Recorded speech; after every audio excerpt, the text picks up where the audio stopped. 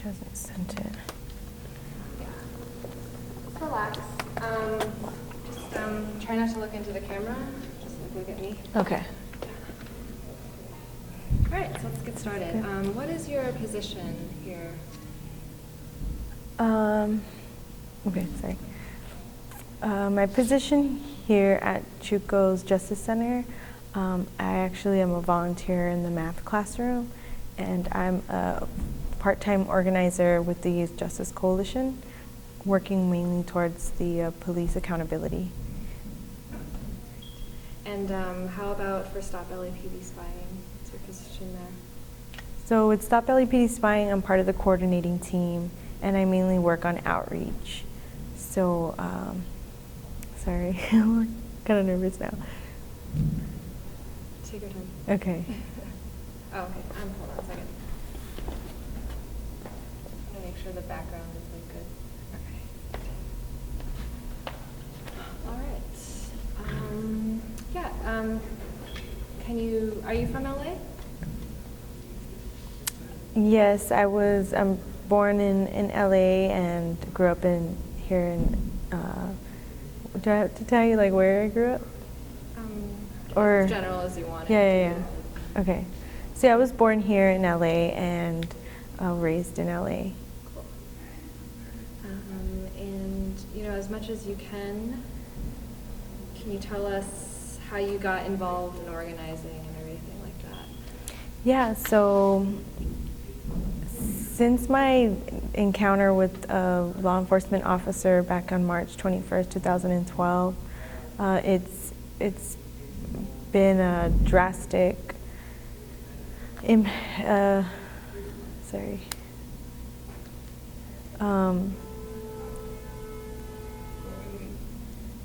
the encounter I had with the officer was very traumatic for me, and I've always felt that the fight for my individual case is also a fight for a lot more cases. People that maybe don't feel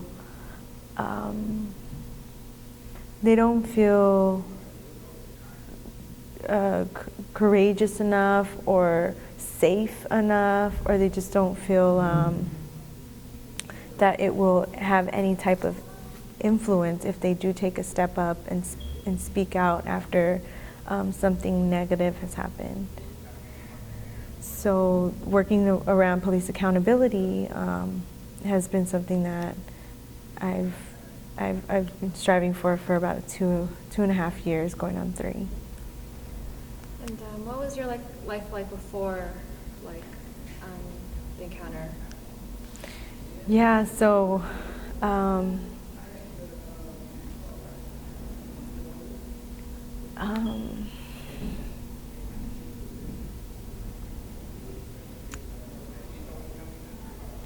Sorry, I get really emotional, and the life that I had before this incident, I was a full-time university student studying math, studying towards being a math teacher. I was an organizer on campus. I was the president of the Salvadoran Student Union. I was also working 2 jobs in the community. So one was at a high school, and I was holding that job for 2 years, working as an after-school math tutor, and working with the mothers, working with parents and teachers in the school. I was really getting programs starting, and also I was working on campus at the educational participation in community, so sending out students to the community to do service for academic credit. So I was just like I never had a time where it was always busy, and so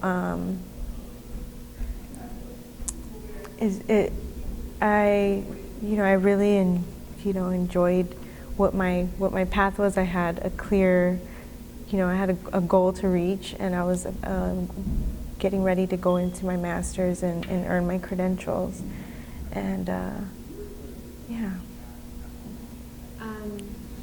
Just make sure. So, just as much as you can tell, can you tell us what happened that day? Yeah, sure. If you don't mind if I share it in the form of a poem. Yeah, that's fine. Okay. I was all alone, driving from my home, seatbelt, headlights, speed limit, just minding my own. I was stopped by the police. Where's your ID? Have you been drinking? No, but what was on my breath resulted in arrest. Taken to a hospital for another test. 240-pound officer standing, waiting on the doctor. I signed the consent. I had some questions. This filled him with frustration. The look inside his eyes, mean, dark, the look of lies. It happened so suddenly. He grabbed me, pulled me, then slammed me, pinned me to the ground. I didn't make a sound. Footsteps all around. My eye was bleeding internally. I couldn't see anything. I felt unsafe, so small, curled into a ball. Nurses crowded just to stand and stare. Their feelings weren't there. I was kidnapped, then strapped to the back of the seat. I couldn't breathe. Help, please, I need a doctor. Where are you taking me? Shut up. Stop faking. You were resisting. I said, you were resisting. Incriminate a victim to justify your actions. I can't let this go, knowing you're still on patrol. I challenge the status quo, but the courts protect their own. And where do we complain? To the same organization that abuses us? It's like a game. These players have no shame. They cover up their tracks. They got each other's backs. It's not about the facts. It's about where you're at. What you know, gotta say, there's something wrong with that. But I pray for you, the DA, the judge, and everyone you lied to. You can't hide from the truth, 'cause God's light shines right through. Thank you. It's my poem. You know, it sums up everything that happened in about 2.5 minutes, and it's something that I've had to create to try to heal through this trauma. A lot of people, when asking about the incident, are very insensitive to trauma. And so, you know, when people see a picture of my black eye, and I can show it to you, you know, I'm actively speaking out, let's say at the university campuses or out on the street. You know, when I was trying to promote my story, really just trying to save my life. You know, because when something like this happens, a lot of the times you get retaliation on behalf of law enforcement. So this was my form of trying to protect myself. And so as I'm opening myself up and sharing, you know, what happened, I noticed that people were just cut to the chase. You know, they'd just say, just tell me how, like, exactly what happened. Like, you don't have to tell me the whole story. Just tell me, like, what did he do? Did he sock you in the face? Did he do this? And you do that? And that really, you know, it just made me feel like they're just, you know, you're opening yourself up and they're just twisting up your guts, you know, and it really hurt.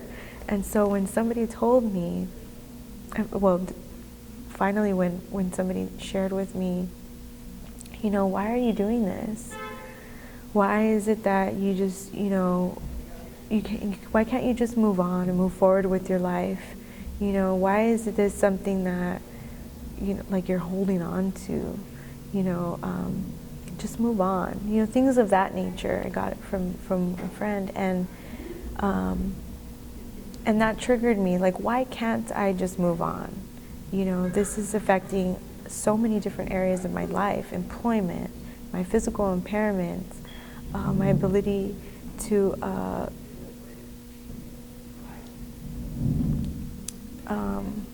just heal through the trauma.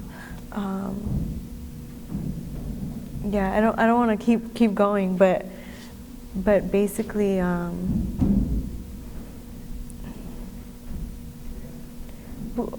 I mean, after they said that comment, like, you know, just move on.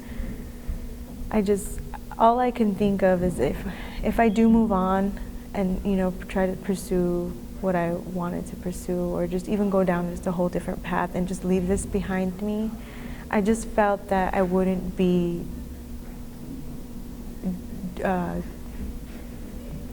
doing my duty, you know. I feel like I would just be staying quiet about something, and when a lot of people do that, mothers who lose their sons to law enforcement unjustly, they don't have any record of these officers ever being violent. So that, I feel like it was my duty. Yeah. And how is that, you know, that feeling of, you know, having to do your duty and everything, how does that, I guess, like fit into your campaign against drones and everything like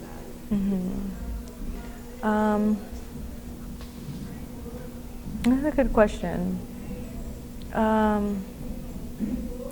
The fact that I chose to take on this battle and continue this this fight really for justice. The people that I found support in were organizations that were actively working towards ending police violence, and those were organizations that were standing alongside family members outside of police departments when their loved one was murdered by local law enforcement, and just mothers themselves, family members. Just like, you know, maybe I didn't lose anybody, but I know firsthand what it was like to be in a position where there is